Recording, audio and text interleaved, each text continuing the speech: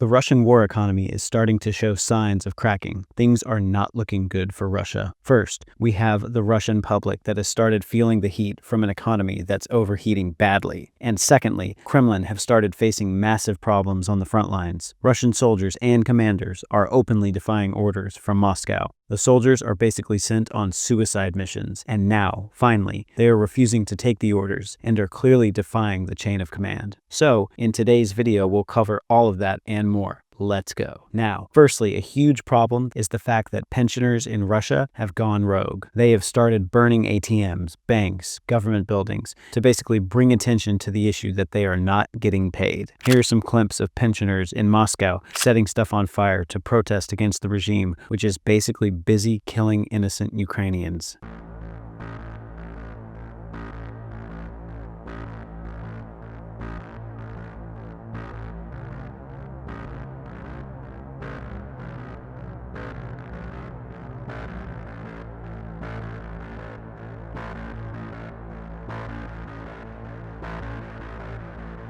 Now, a big reason these pensions are not being paid is, of course, corruption, which is a decades-old problem in Russia. But on top of that, another huge reason is that a lot of these funds are being diverted into the war funds, which has already cost Russia tens of billions of dollars. And here's a video of an official from the Russian government explaining this whole situation to these protesters. The state will not cover 100% of the costs. We won't compensate for the destroyed bathhouse. Not because we don't want to. Imagine how many villages, settlements, roads, and so on have been destroyed. Schools, hospitals, polyclinics, stores, pharmacies, your homes. At what expense are we going to restore all this? And we still have the SMO going on, and it's high-tech. We've got land to liberate. And pardon me, every shell costs money. Now, another thing Russia is doing, on top of just using pensioners' money to fund their war, is they're printing insane sums of money, and that's causing unbearable inflation for the general public. Officially, it's at 9%, but in reality, some studies have shown that it could be as high as 25%. Interestingly, in a recent 4-hour-long live question and answer session, Putin was questioned about inflation, and he clearly couldn't give any satisfactory answer to that. Putin blames everything on the central bank, basically saying what the central bank is doing is not good. He says there has to be some other way to fight inflation, because inflation is problematic. The fact that Putin publicly said there has to be a different way to fight inflation is just pure comedy, because on one hand, he's busy waging war, and on the other hand, he wants to fix the inflation problem. If he just stopped spending billions of dollars on the military, the inflation would likely come down. So Putin should blame himself rather than the central bank for spending so much money on war efforts and messing up the entire Russian economy. As you guys know, Russia is in a war economy. That means the government is spending a lot of money on weapons and soldiers. These days, the Russian government is basically given orders worth billions of rubles to the weapon manufacturers. To pay these weapon manufacturers, the Russian government is printing massive sums of money, which ultimately weakens the currency and rises the inflation. Now, this is where the Central Bank of Russia is actually playing a hero role. It is the actual entity which is saving grace of the Russian economy. Do you guys remember how in 2022, when the invasion started and a bunch of sanctions got slapped on Russia, everyone was predicting that Russia was not going to survive this, but by the end of 2022, the ruble was actually doing better. The economy was somehow growing. Russian economy behaved opposite of what everybody was predicting. One of the reasons behind that was the Russian central bank. The Russian central bank is still independent from Putin's control. The Russian central bank is still one of the institutions in Russia that defies Putin's orders. They do what they think is best for the country. To protect the country from long-term recession, they've been raising interest rates. Now, Putin is pinning all the blame of rising inflation on them, instead of addressing and fixing the root cause of the problem, the war spending. Now, of course, Putin cannot just stop the invasion of Ukraine all of a sudden. It would destroy his image in front of the entire world. Also, he'd face difficulty keeping the power in Russia too if he does so. And on top of all that, he cannot just keep printing money. So he's been trying to get creative as to where to find the money. So they've resorted to robbing the pensions of retired government officials. They've been taking it from soldiers, the families of soldiers who were killed on the front lines, who were promised money from the government. They're not getting these payments. Interestingly, a daring journalist actually asked Putin about those payments in his 4-hour Q&A session, and this is what he had to say. Mr. President, our military personnel who are currently liberating the Kursk region do not have the status of a participant in the special military operation. Pardon? They don't have the status of a participant in the special military operation. Why? Because they are participants in the counterterrorism operation, this also affects the payments they receive. We received several requests, mostly from the wives of the military personnel. My husband serves in an assault company in the Kursk region and is carrying out combat missions. In October and November, he received a pay allowance of 42,000 rubles, even though he is on battle positions. Many soldiers have not received combat daily payments for 3 or 4 months. It has been argued that they are in the zone of a counterterrorism operation, not the special military operation. In the Kursk region, they are paid a monthly salary of 25,000 rubles, not the 210,000 rubles promised in the Ministry of Defense contracts. Can this situation be corrected? It can and should be rectified. This is a mistake on our part. That is no news to me. I understand what you are talking about.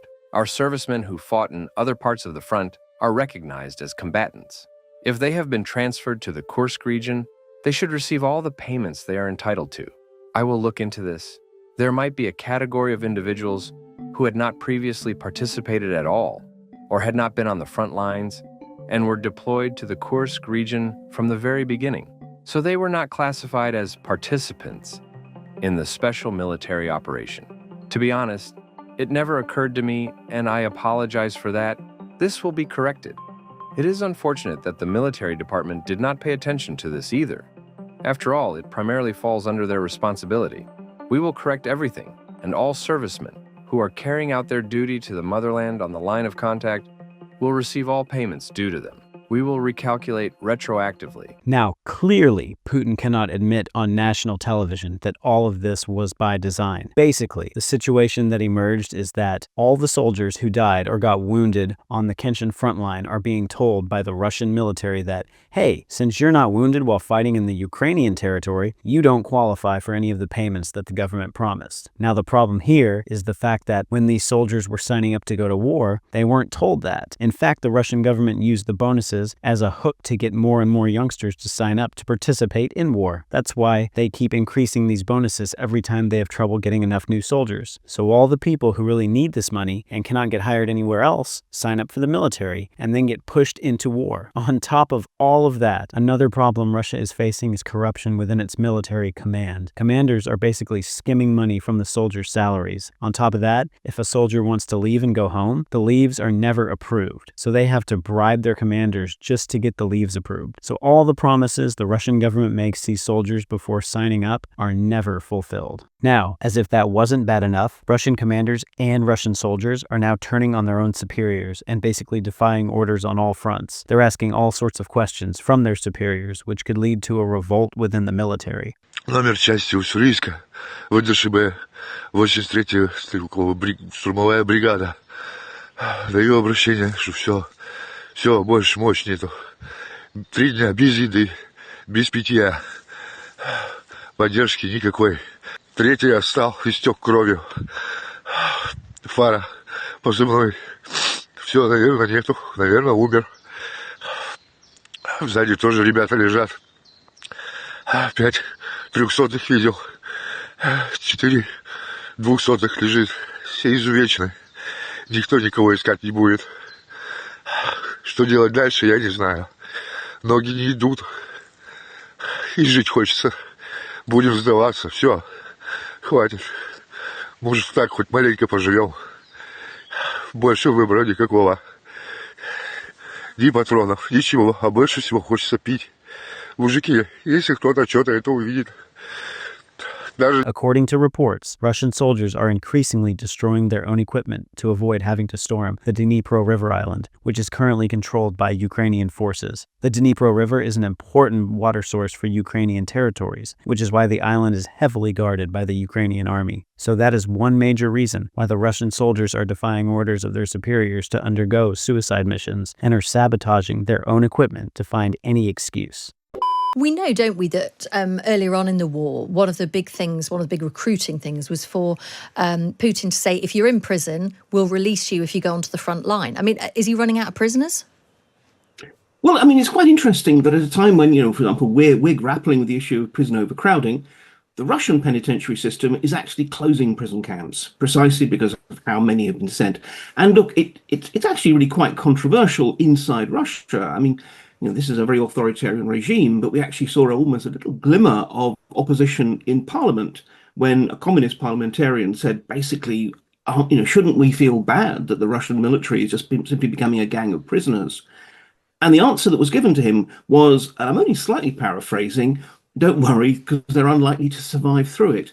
So yes, they can and have drawn on the prisons as a kind of source of what one can almost describe as human ammunition. But again, that you can only do for so long.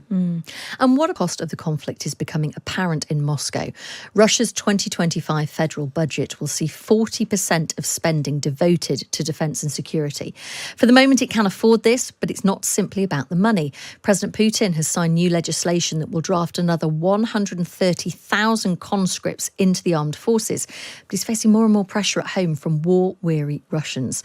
Russia's security expert Mark Galeotti writes in the Sunday Times today about those domestic pressures continuing for Putin, but also that he's finding some support amongst growing numbers of Ukraine skeptics in the European Parliament. Let's speak to Mark Galeotti now. Good morning.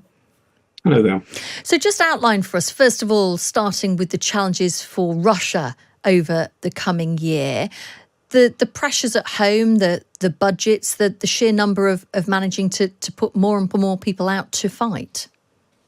Yes, I mean, look, we've got to realise that 2024 was always going to be, in some ways, Russia's year on the battlefield. It had more troops, it had deeper magazines of ammunition and so forth. So it was going to be making gains. But nonetheless, exactly, the costs have been rising. The pressure on the economy is such. Basically, there is almost no unemployment, which under normal circumstances you might think is a good thing. But it means that it's actually very, very hard now for factories to hire more workers while they're also competing with the military. And it's getting more and more expensive to try and lure volunteers in. I mean, in Moscow, they're offering basically 5 times the average annual wage for people to go and fight. And although it's not a very good comparison, but if you get a sense of what that means, that would be the equivalent of us offering people £185,000 to go and serve in the military. So at the moment, they're managing to get people in, but there's only a certain point that they can continue to afford that. So there's a whole series of pressures building on the economy, on society, on just simply the capacity to man the army without actually forcing people through another mobilization wave. But because things have been going okay-ish on the battlefield, Putin, true to form, is putting off the tough decisions and just hoping things work out.